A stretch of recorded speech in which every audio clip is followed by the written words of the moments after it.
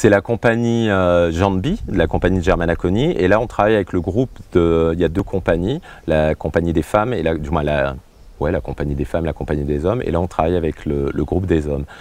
Pour la plupart, ils sont à 80% sénégalais, si je ne me trompe pas. Ouais.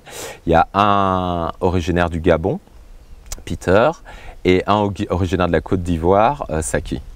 Et il y a eu sur la première période beaucoup de temps où Robin leur a posé beaucoup de questions sur différentes choses, sur leurs plus grandes peurs, qui nous raconte une histoire d'enfance, parce qu'il y avait beaucoup de thématiques qui étaient importantes pour Robin, c'était la circoncision, en tout cas tout ce qui touchait au corps en Afrique. Donc il y avait circoncision, il y avait le viol, l'homosexualité, le sida, voilà, toutes des problématiques qui touchent Robin dans ses pièces, et j'imagine bien aussi dans ce qui est important pour elle. Et donc on a ouvert beaucoup ces conversations. Chacun a fait part de son propre vécu, de ses propres expériences.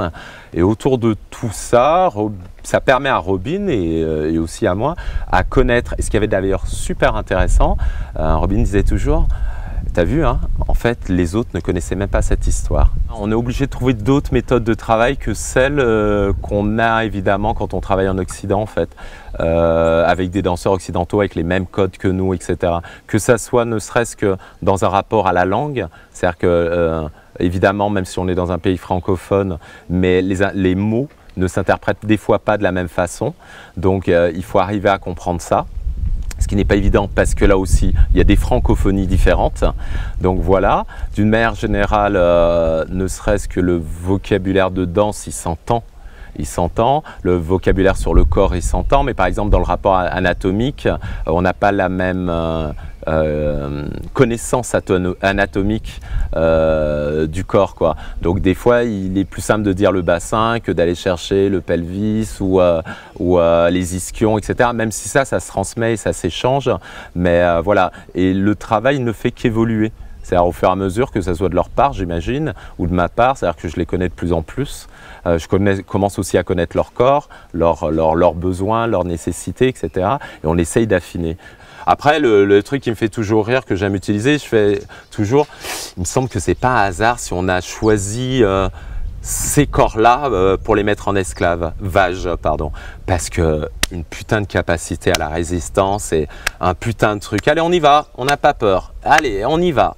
On y va et on reprend. Et sans jamais se plaindre, toujours avec le sourire, toujours avec la patate.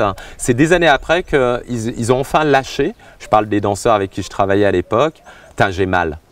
Ça me fait mal, j'en peux plus. Mais devant, ils ne le montrent jamais, quoi. Ils y vont. Et ça, c'est une grande leçon d'humilité, quoi. Vraiment à des fois, pas trop se regarder le nombril. Et voilà, il faut y aller, alors on y va. Et ce qui serait important, et je crois qu'on partage ça avec Robin, c'est de ne pas faire un spectacle exotique. Parce que ça, on en a plein. Robin, elle est sud-africaine, donc ça lui parle. Moi, mes racines sont africaines, c'est une évidence. Mais par contre, je partage avec eux le même passeport de peau qui fait que de toute façon, on est traité de la même façon en Occident. En tout cas, le regard de l'Occident se pose de la même façon.